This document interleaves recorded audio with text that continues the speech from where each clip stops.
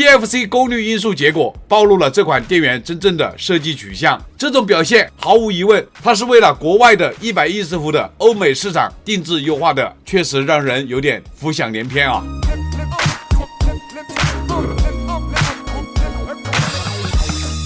各位大家好啊，这个产品很多的粉丝都是在等啊，产品太多了，都堆在一起，这个数据我们要一个一个详实的测试。你们想看，我会尽最大努力的安排，因为这个东西大家都知道不便宜的啊。咱们回血，又会继续的安排高端的，你们喜欢看高端的，我就安排高端的。同时，低端产品咱们也不会放过。后面的话，我们还有一款某平台的非常便宜的一款500多瓦的一个充电站，也在计划测拆中。喜欢咱们这种硬核测拆内容视频的老铁们，记得一键3连，点赞、关注、投币走起，你们的支持就是咱们更新的动力。老规矩啊，先来看个外观。安克的标识 Primer 系列的这个系列的盒子基本上都是黑色的主色调。充电站的实拍图片，250瓦的总功率，4个 USB-C 口，2个 USB-A 口。超级充电站的英文标识还是一样的，安克盒子基本上都是英文的啊。这边有中文的规格信息，背面贴了一个中文的标签，上面也是写的规格信息。我们直接打开包装吧。盒子为天地盖的设计，充电站本体有一张产品介绍的卡片，全英文的我也看不懂，一张安全说明，同时也是产品的保修卡。这是充电站的电源线，8支接口的电源线啊，这么贵的充电站没有配充电线啊。电源线外面有魔术扎带，2角插座，不是3角插座啊。插头上面也有 3C 认证的标识，8支电源线的背面也有 3C 认证的标识，线身上面还有一个大磁环，这个是抗干扰用的。现在整体还是比较柔软的。充电站本体上面有环保的纸把它包住的，这就是充电站本体，这样看上去确实是非常的精致啊。安克的英文 logo， 正面则是黑色的面板，倾角的斜面设计，放在桌子上面的时候，便于我们的视觉一眼就可以看到屏幕。4个蓝色舌片的 Type-C 口，正上方就是屏幕显示区域，这边侧面2个蓝色舌片的 A 口。Primer 的英文标识，功能选择按键，左右旋动可以选择，下压应该是确认啊。充电站的背面8支电源插座，底部是规格信息，有2条黑色的硅胶垫，防止滑动的。整体表面是做了纹理设计的，手摸上去的感觉就是这样的。这个充电站的外观设计的话，我觉得还是很不错的啊。性能怎么样，我们测了就知道了。充电站底部深度为91毫米，整体宽度106毫米，整体连脚垫的厚度是41.8毫米。充电站顶部的深度是83.6毫米。整个充电站连包装连线材一起的重量是1059克，去掉包装连线材的重量是774.5克，单充电站的重量是631克，单线材的重量是143克。这一根交流线的长度1.5米，还差12毫米。这根交流线的直径是6.5毫米，这个平皮直环高度是35毫米，直径的话就是23毫米啊。这就是这个充电站的一个简单的外观介绍。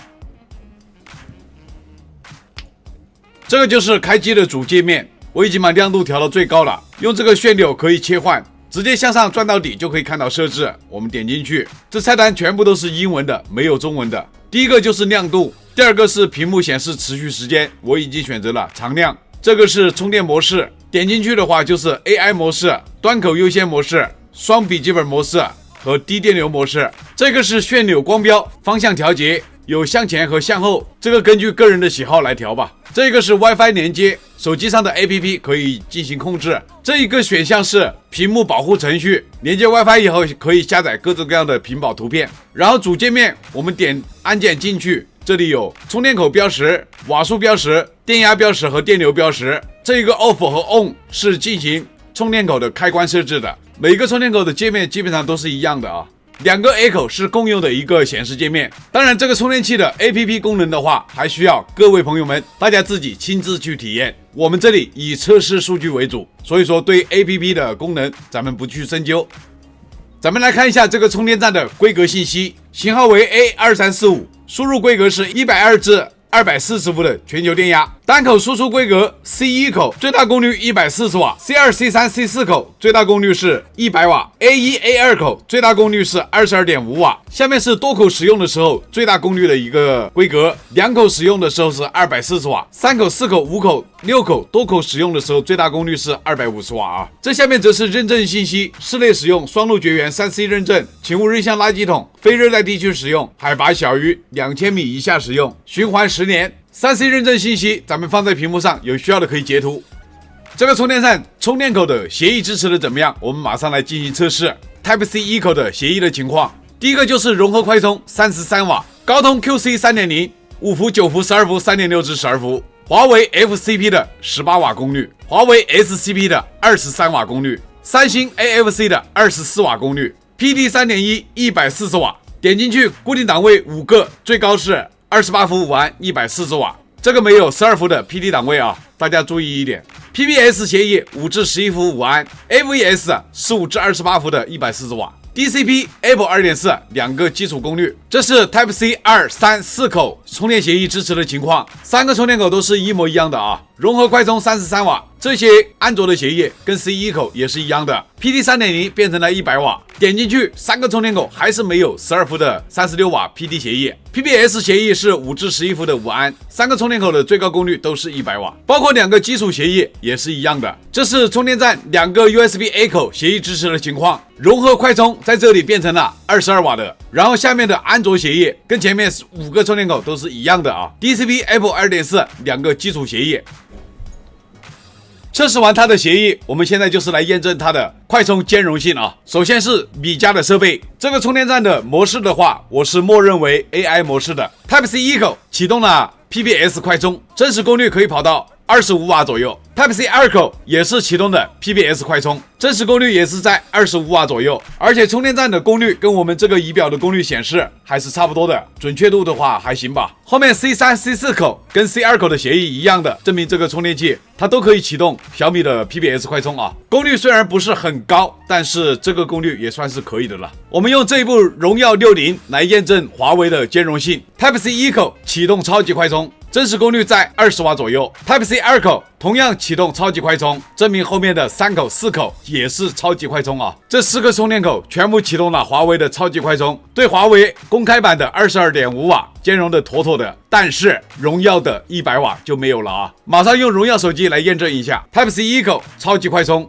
C2 口超级快充， C3 口超级快充， C4 口超级快充，荣耀的用户估计要泪崩了。这一部手机是绿厂的24年下半年以后的产品，这部手机可以支持融合快充和 PBS。 Type-C 1口插上去就直接启动 PBS 快充，真实功率可以跑到26瓦左右。 C2 口也是 PBS 快充，功率也是在26瓦左右。 C3 和 C4 就不用验证了，一样的可以启动 PBS 快充。这一部手机是蓝厂的设备，可以支持 PBS， 也可以支持 UFCS。Type-C 1口启动的是融合快充啊，这里报文又写错了，功率在23瓦的样子。Type-C 2口启动的是 PBS 快充，真实功率也可以跑到23、4瓦的样子。我们来看一下它对三星手机的兼容性怎么样啊？这部手机是 Note 10加 ，Type-C 1口启动快充 2.0， 真实功率在20瓦左右。Type-C 2口也是超快充电 2.0， 功率的话也是20瓦左右啊。如果是新款的三星的话，这个功率会更高一点。C3 和 C4 口跟 C1 口是一样的。这一款安克250瓦的桌面充电站，咱们手机部分的实际充电，我们采集 PBS 数据、UFCS 融合快充的数据，还有苹果手机实际充电的数据。首先就是用这一台绿厂的手机，我们来采集 UFCS 融合快充的数据。这部手机目前的电量还有 3%， 我们直接开始充电。这一款绿厂手机充电已完成，我们来看一下 UFCS 的充电曲线图。这个充电曲线图整体上已经跑成了一个标准的 UFCS 融合充电曲线，起始功率是25瓦，充到 90% 的功率28瓦，然后逐渐的下降功率直到充满电。这个手机从 3% 的电充到 100% 的电，一共花了51分钟，充电时间也是很标准的。我们来看一下充电的温度啊，最高温度在40度左右，咱们的室内温度26度左右。充手机的话，对这种大功率的充电站是完全没有考验的。这里是2台蓝厂的设备，一台支持33瓦的 PBS， 一台支持100瓦的 PBS。这个充电站对于蓝厂的100瓦 PBS 支持是有问题的啊。我用的 C3 口，充着充着就直接跳到 PD 3.0 的27瓦档位去了，它是无法启动 PBS 快充的，而且会出现闪断的情况。C1 口的话也是一样的啊。然后我用这一台33瓦的设备，小功率的 PBS 快充，蓝厂是没有问题的，但是100瓦的 PBS 大家就别想了。目前这台蓝厂的手机还有 7% 的电量，我们直接采集33瓦的 PBS 充电数据。这个蓝厂的手机充电已完成，我们来看一下充电曲线图啊。这个曲线图调整了2次功率，大家看一下，最高的功率是在22瓦到24瓦的样子，持续了10分钟。后面的功率就是最低的时候16瓦，最高的时候19瓦，一直在充电。充到 90% 就降为7瓦的功率，一直在充电啊！这就是安克的工程师调教出来的 PBS。这个手机从 7% 的电充到100的电，一共花了1小时50分钟。充电效果好不好？这个曲线图一看就知道，大家说对不对？给这个蓝厂的手机充电，温度不高啊，最高的温度跟前面一样的，大概在39度左右。测试的时候，我们室内的温度27度的样子。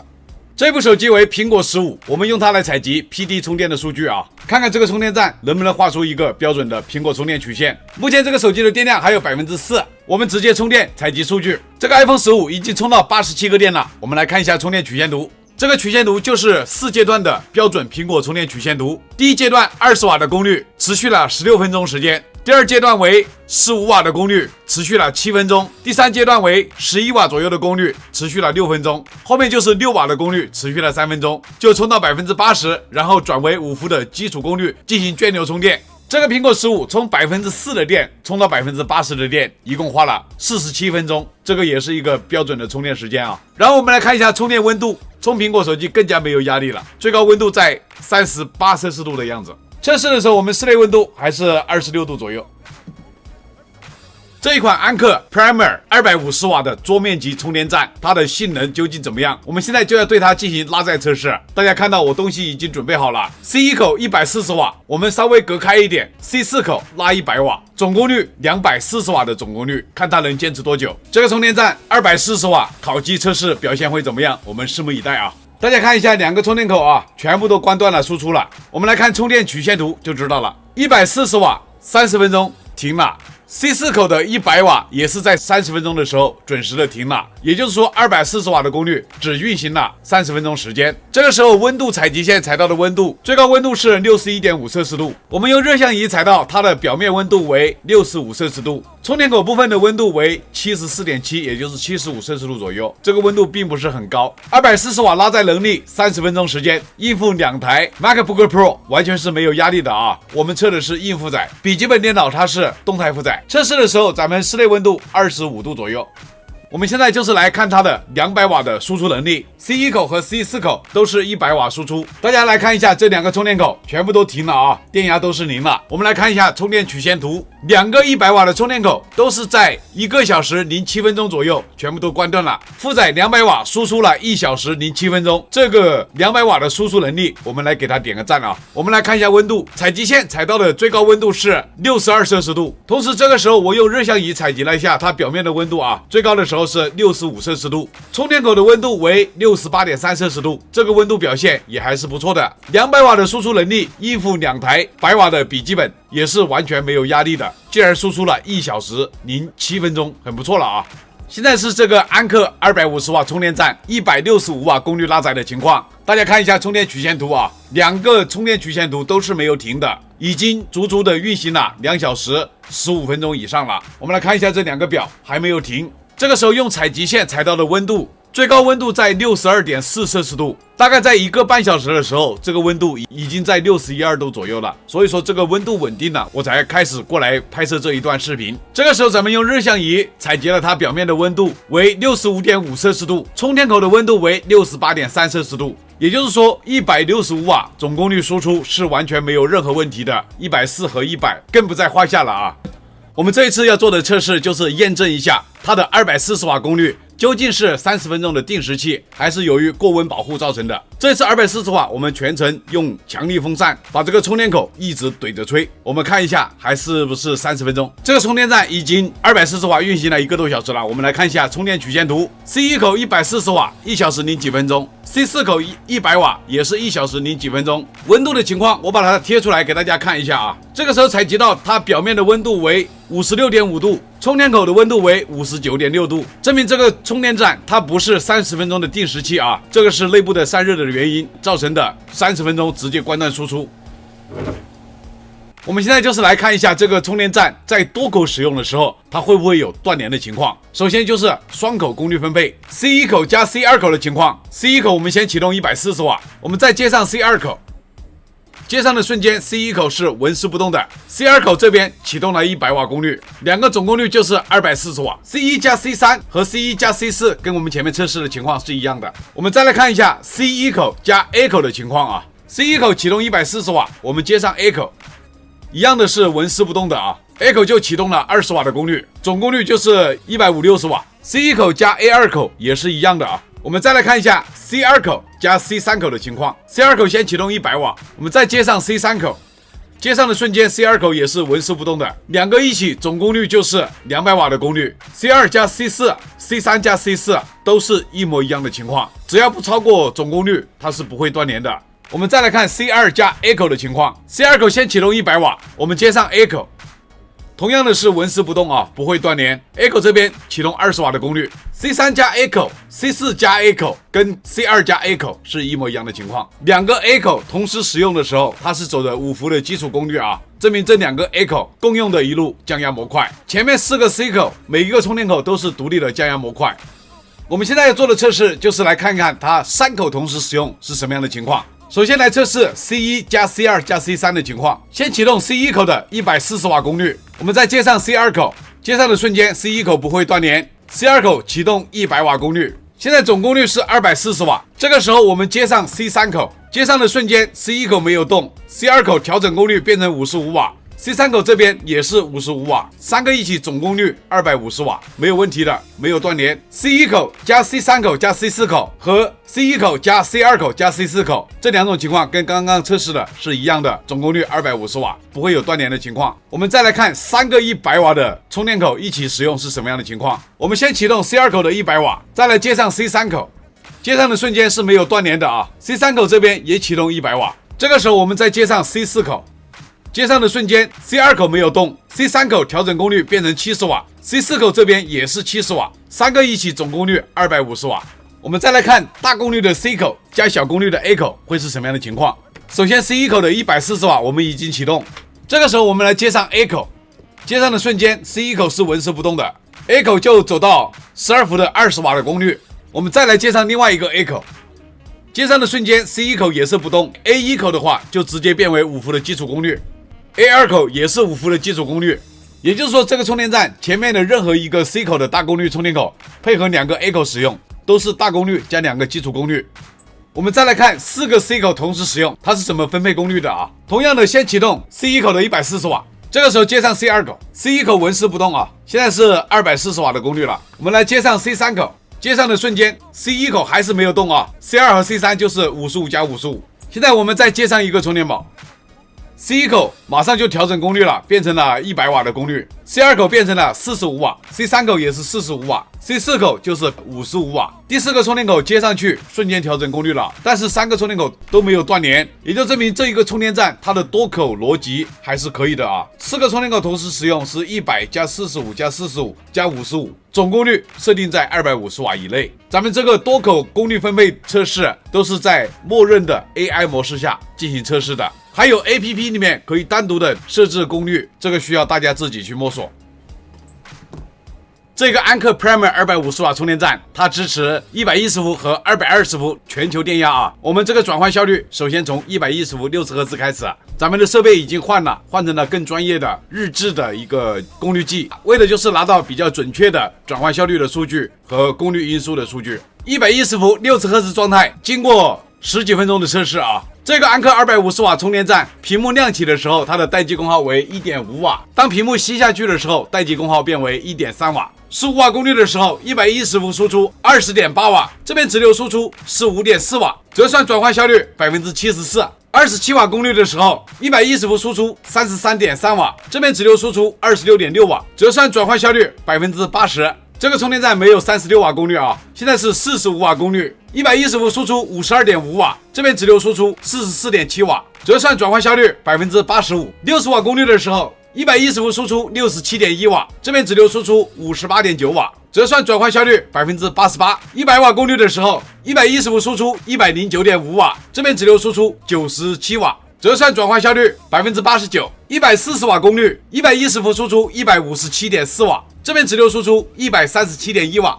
折算转换效率87%。现在是200瓦功率输出的时候，110伏输出216瓦，这边直流输出是96.96，也就是97瓦加97.4瓦，总功率是194.4瓦，折算下来转换效率为90%。现在是总功率240瓦的时候，110伏输出264.9瓦，这边直流输出是137加98.9，235.9瓦，这样折算下来它的转换效率89%。现在是220伏50赫兹的状态，经过10多分钟的测试啊，这个充电站屏幕亮起来的时候待机功耗为 1.9 瓦，屏幕熄掉以后待机功耗约为 1.7 瓦。15瓦功率的时候220伏输出20.6瓦，这边直流输出15.4瓦，折算转换效率75%。27瓦功率的时候220伏输出33瓦，这边直流输出26.6瓦，折算转换效率81%。45瓦功率220伏输出51.7瓦，这边直流输出44.7瓦，折算转换效率86%。60瓦功率的时候220伏输出66.2瓦，这边直流输出58.9瓦，折算转换效率89%。100瓦功率220伏输出108.8瓦，这边直流输出96.99，也就是97瓦，折算转换效率也是89%。140瓦输出220伏输出155.9瓦，这边直流是137.1瓦，折算转换效率88%。现在是200瓦功率输出的时候，220伏输出213.1瓦，这边直流输出是96.98，也就是97瓦加97.4瓦，总功率194.4瓦，折算转换效率91%。现在是总功率240瓦的时候，220伏输出261.5瓦，这边直流输出是137.1加98.9，总功率是236瓦，这样折算下来转换效率为90%。